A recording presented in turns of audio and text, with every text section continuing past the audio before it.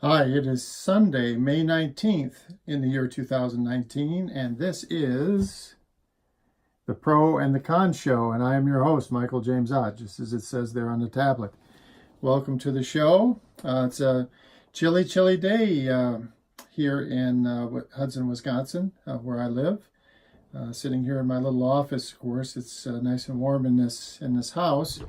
But I was outside doing some things, and the temperature was dipping down to, well, pretty darn cold, right, in the mid 30s. So there was even the potential we might have had snow or something.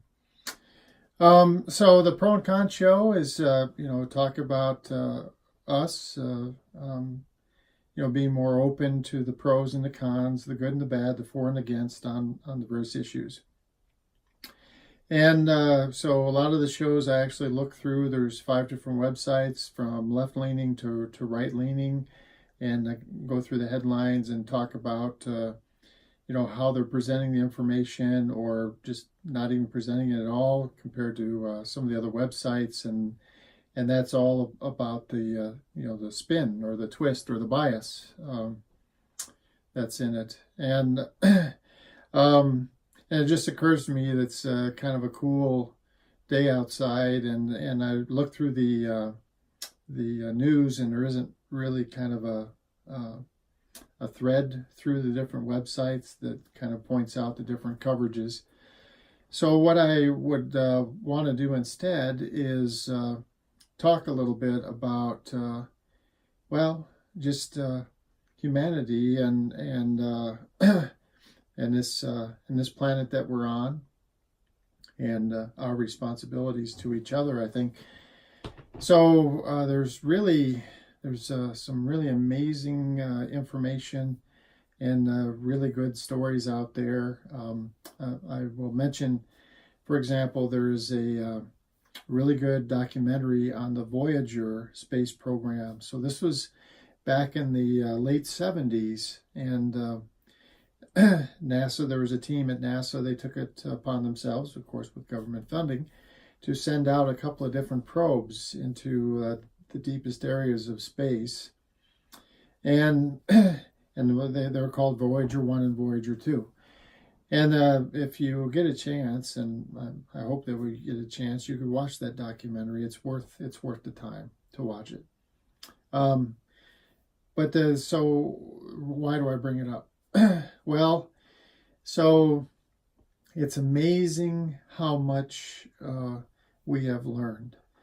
And I hope that you are not amongst the relatively small number of people, I hope, that just denies all science and says, it's, only what the Bible says and nothing else exists. And that's not true. And if you were to watch this documentary, you would clearly see and understand what they were doing and the information that they gleaned and how remarkable it was.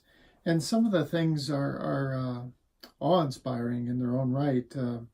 So one of the things that they said during the program was that so in the last 90 years, we have learned much more. I mean, we've used much, much better telescopes. For example, the Hubble Space Telescope in orbit, and other very large radio telescopes, radio array telescopes on land.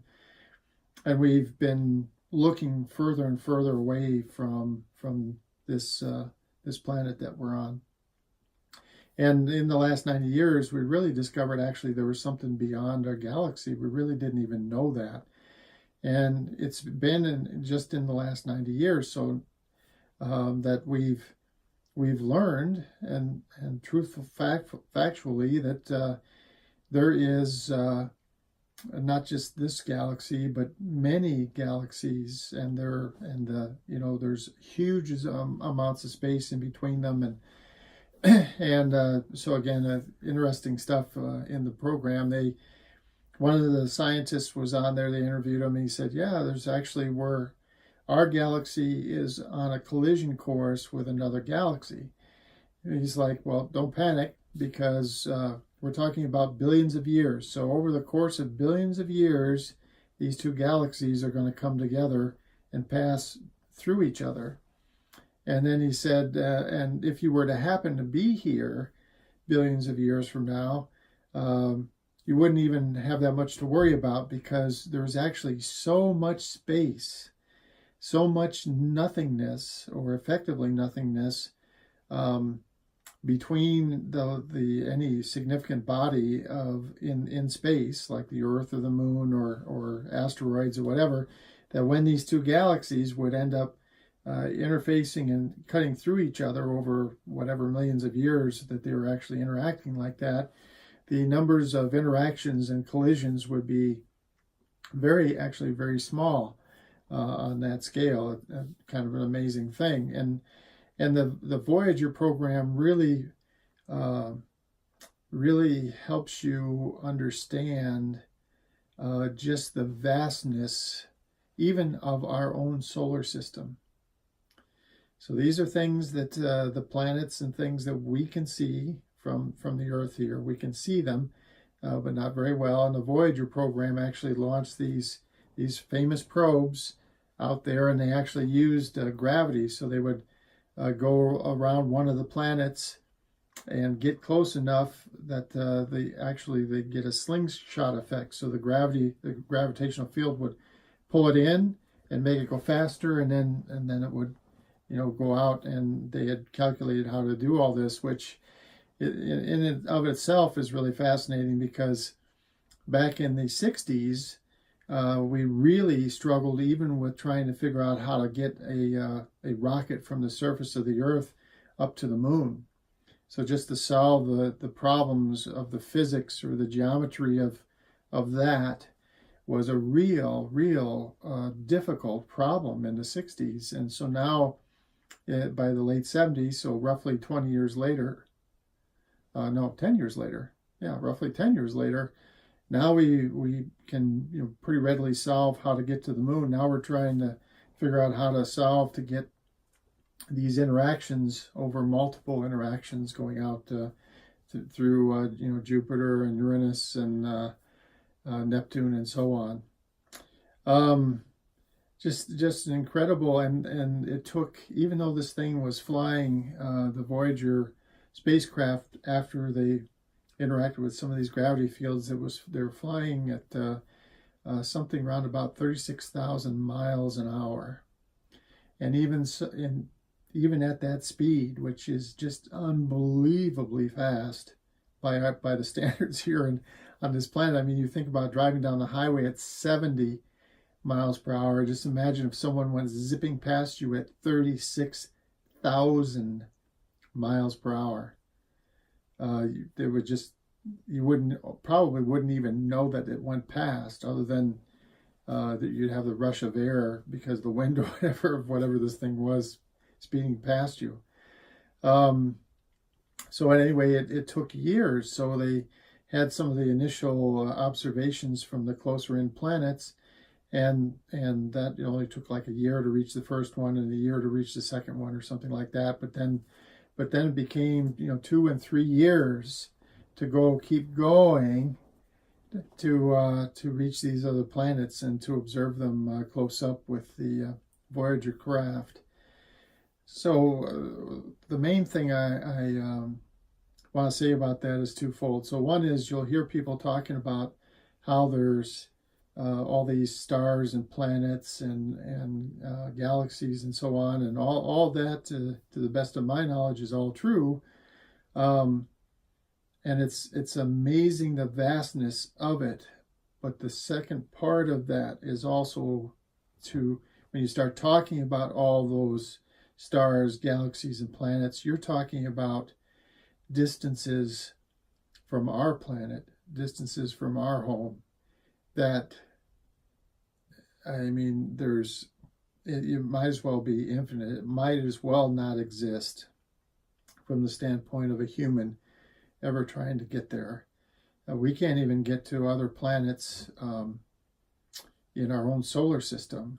And I'll talk to you about that in a moment. But we're, just so So you hear people and well, if we do something to this planet, we can maybe go to a different planet. We'll find another one somewhere because there's billions of them. Well, there are billions of them, but they're so far away that unless we come up with some kind of unbelievable breakthrough in the science of transportation, we would never ever even begin to be able to get to any of them. So this, the point being that this home, this planet, this Earth, where we are, is a very special place, and to then to talk about that some more. So even if we wanted to go to Jupiter or Mars or Venus or whatever and try to live there, we couldn't. And that's because we've done studies now where our own flesh and blood, our people, have gone up and lived on the International Space Station. And they've lived up there for, say, a year continuously. I think there's been a small number of people that have done that. And what they find is, what we have found is that we're very much adapted. Everything that we've done here, everything that we do is really majorly adapted to the conditions on this planet. We're tied to it. And so when you go to space, you're still protected. There's like a big magnetic field around the Earth, and that still envelops part of the space station. So you're protected from some of the radiation and stuff that you would get if you went further beyond that area. But just from lack of gravity and the additional radiation that you do get outside the protection of the atmosphere and stuff that we have, and they just all kinds of effects. So they did these studies, mental studies on the one particular astronaut, and he had a twin, and so he went up to the space station and they did a bunch of testing before, and then he went up to the space station for a year, and then he came back and they were testing the cognitive capabilities. So basically the mental capability of these people. And the guy that went to the space station, it took him, I think he said it took him about 18 months to recover the mental capability that he had before he went to the space station. And this was, I think, an unpredicted phenomenon. So he left and he came back, and they really didn't expect him to have suffered mentally, but he did. And then there's things with the eyes and gravity affecting how your eyes work, and your eyes not working as well when you get into an area with gravity from before. Anyway, the important thing is our bodies are tremendously adapted to here on this planet, and that includes like bacteria and everything too. There's a whole ecosystem that we carry around with us, and we need it. We have to have it, otherwise it's because that's how we're healthy, is this ecosystem that is us. Relies on other partners, various bacteria and stuff like that, which we've grown to have this symbiotic relationships with. So they help us, we help them, and here we are. And when you go somewhere else, the chances are great that you would lose some of those symbiotic relationships with other, smaller creatures that we carry with us everywhere we go. So the point is that if we want to go somewhere, it's way too far away. We'd never make it. And then secondly, even if the place wasn't all that far away, maybe it'll only take us a year or two to get there or something like that. Our bodies would deteriorate horrifically,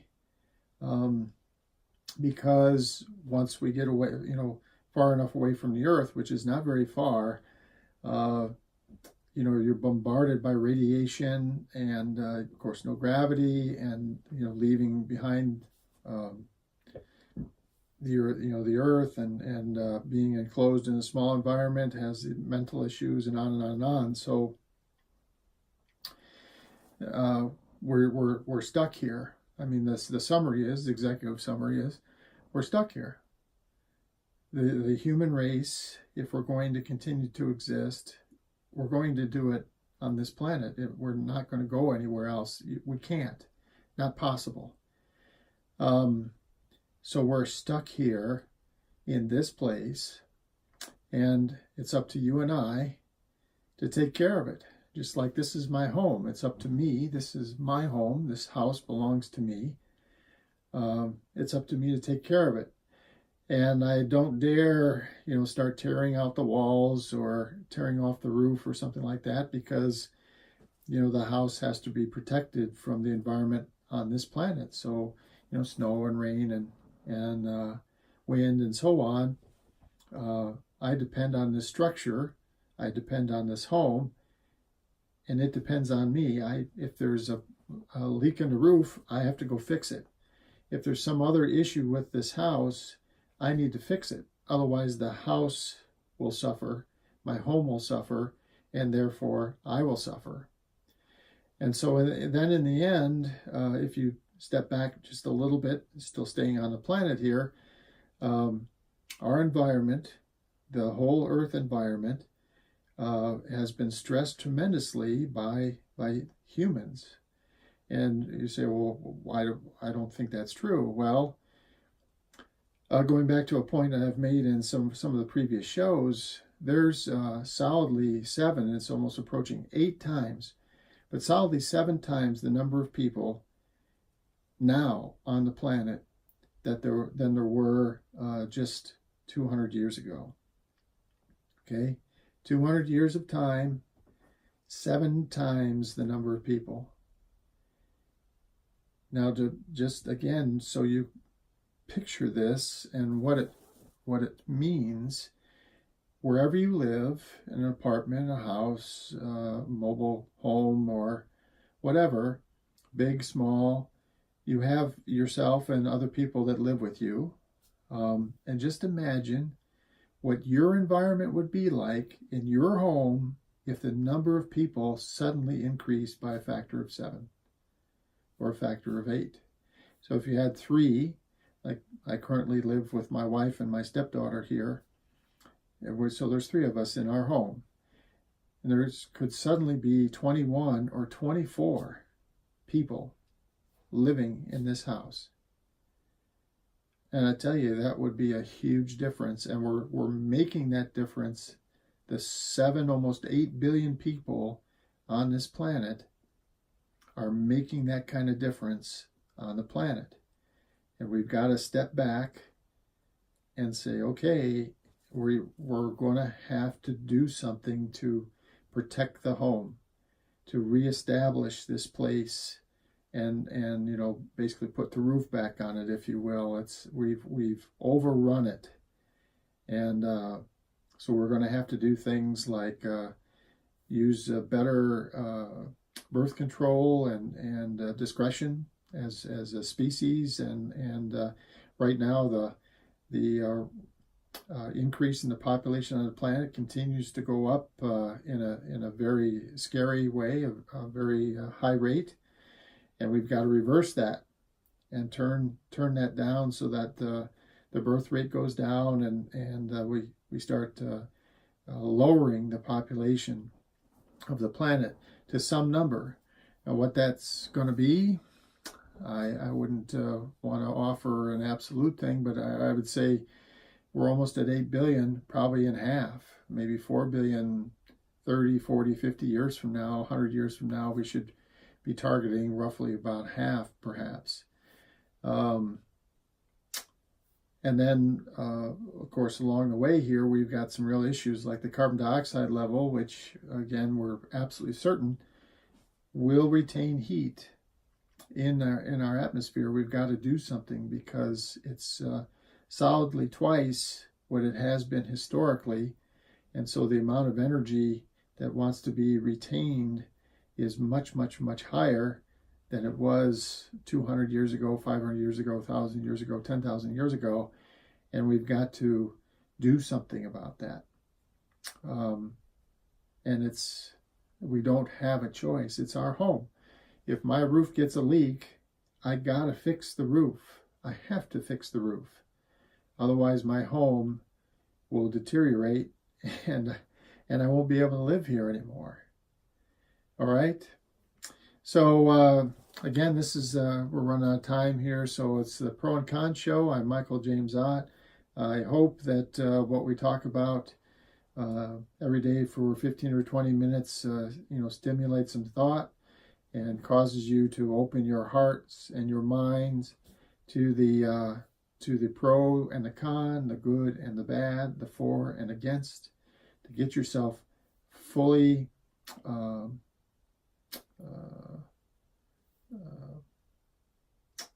I hate this. So get me old man moment. You are fully aware of the situation and fully informed. And now that will allow you to make better decisions and better policy going forward.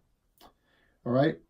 So again, Sunday, May 19th, 2019. Thanks for joining us wherever you are. I hope you have a great, great evening. Bye for now.